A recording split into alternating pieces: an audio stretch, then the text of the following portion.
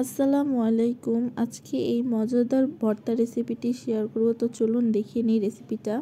তো এর জন্য আমি কড়াইতে নিয়ে নিয়েছি সরিষার তেল, এর ভিতরে দিয়ে দিলাম হলুদের গুঁড়া, দিয়ে দিলাম স্বাদমতো লবণ। এখন আমি ফ্রাই প্যানে দিয়ে দিলাম কাঁচামরিচ, দিয়ে দিলাম পটল, আলু, আর দিয়ে দিলাম পেঁয়াজ, রসুন। এখন সবগুলো উপকরণ খুব ভালো মতো আমি ভেজে নিব। ঢাকনা দিয়ে ঢেকে কিছুক্ষণ ভেজে নিলাম। বাড়িতে পটল আনলে ছেলেরা ইলিশে বা অনেকে খায় না, যার কারণে পটলগুলো নষ্ট হয়ে যায় বা শুকিয়ে যায়। তো চলুন সেই শুকানো পটলগুলো দিয়ে আজকে একটি মজাদার রেসিপি শেয়ার করি। পটলগুলো হালকা ভাজা হয়ে এলে এর ভিতরে আমি দিয়ে দিব চিংড়ি শুটকিটা হালকা ভেজে নিব। নিয়ে সবগুলো উপকরণ আবারও খুব ভালো মতো ভেজে নিব। এভাবে ভর্তা বানালে আর কখনোই পটল ফেলে দিবেন না। তো এর ভিতরে দিয়ে দিলাম ধনিয়া পাতা, দিয়ে সবগুলো উপকরণ খুব ভালো মতো ভেজে নিলাম।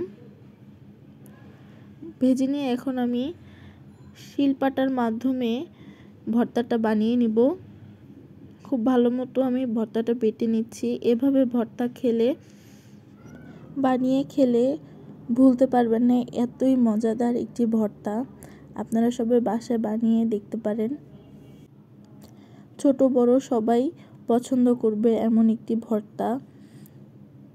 এভাবে ভর্তা বানিয়ে খেলে পটলটাও সবাই খাবে। তো আমি এখানে খুব ভালো মতো ভর্তাটা বেটে নিচ্ছি। ভর্তাটা আমার প্রায় বাটা হয়ে গিয়েছে।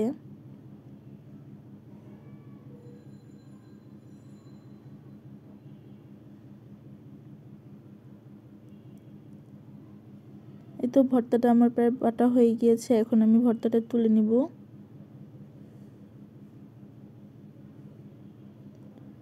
খুবই মজাদার একটি ভর্তা, একবার খেলে বারবার খেতে যাবেন। সবাই বানিয়ে ট্রাই করে আমাকে কমেন্ট বক্সে জানাবেন। ধন্যবাদ।